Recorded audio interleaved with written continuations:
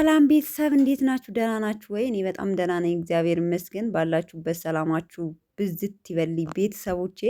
ብቅ ብያለሁ በንግስቲቱና በንጉሱ ጉዳይ ማለት ነው። በነገራችን ላይ ብቅ ብለዋል፣ እነሱም ብቅ ብለዋል።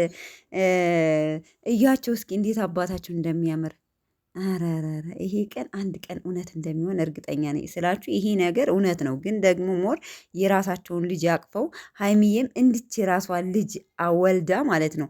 በዛን ሰዓት ነው ስሜቱን እናትነትን የምታውቂው። አሁን የሰው ልጅ ብትታቀፉ እንደ እናትነት ያክል ስሜት ሆኖ አይሰማችሁም። እውነት ለመናገር የወለደ ያውቀዋል ስሜቱን።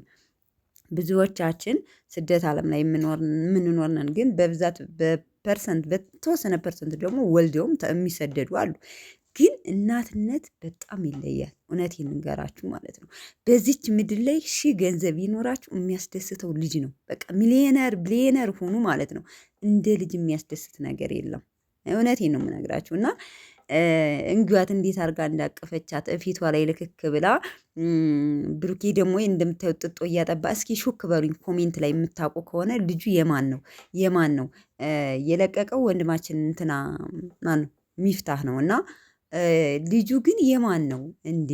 ወይስ እኛ ሳናቅ ወለዱ? አያረጉትም። በነገራችን ላይ እንዴት ብሎ ሳይረግዝ ሳናየው ሀይሚዬም ሽንቅጥ ብላ እየመጣች። ለማንኛውም ግን በጣም ነው የሚያምርባችሁ። ሁላችሁም ደርሳችኋል። ሀይሚም ለእናትነት ደርሰሻል፣ ብሩኬም ለአባትነት ደርሰሃል ማለት ነው። ስለዚህ ልጅ በልጅነት ነው። አሁን አብርሽ ጎበዝ ነው።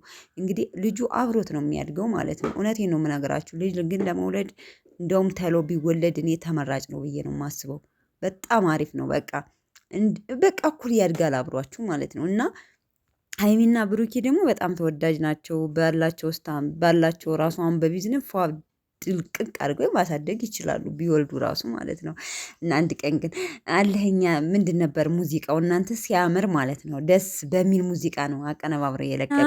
ምን ልላችሁ ፈልጌ ነው ማለት ነው። በጣም ነው የምታምሩት፣ ውለዱ ነው እኔ በጠቅሉ ማለት የፈለግኩት።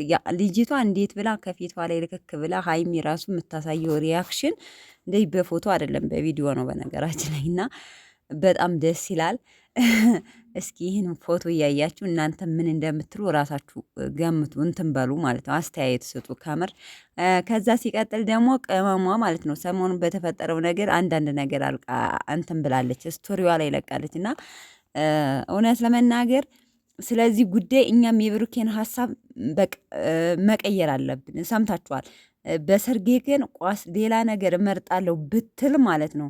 ሲጀመር አብሬ አልቀመጥም ከእናቴ ቤት ነው የሚሄደው እያለች ሁሉ ሌላ ነገር ብታስብ አለችው። እናቴ ጋ ነው የሚሄደው የሰርጋችን ብቻ ብዙ ነገር ስቶሪ ላይ ብላለች። በነገራችን ላይ አለመሳቅ አይቻልም ማለት ነው። እና ብዙዎቻችሁ ቲክታክ ላይ እያቀነባበራችሁ ስትለቁት ነበረ ማለት ነው። እና ተጋብተን ራሱ ከመተቃቀፍ ውጭ ሌላ ነገር ካሰብክ ወደ እናቴ ቤት እመለሳለሁ። አዎ ትክክል ነው ቅመምዬ፣ ምንም ጥርጥር የለውም። እንዴ ለምን ብለሽ እንዴ አንቺን እቅፍ ማድረግ ሲገባ እንዴት ኳስ ላይ ትኩረት ያደርጋል? እንዴ ቅመሞች፣ አሁን እንደውም ስልክ ነው እያጣለ ያለው ባልና ሚስትን። ከምር ውሎ መጥቶ እዚህ ቲክታክ ላይ ይጣዳል። እኔ በብዛት ባልና ሚስት አሁን ላይ እየተጋጩት ያሉት በሌላ ነገር ሳይሆን በቃ ስልክ ላይ ሚስትም ብዙ ጊዜ ስልክ ላይ ትኩረት ታደርጋለች።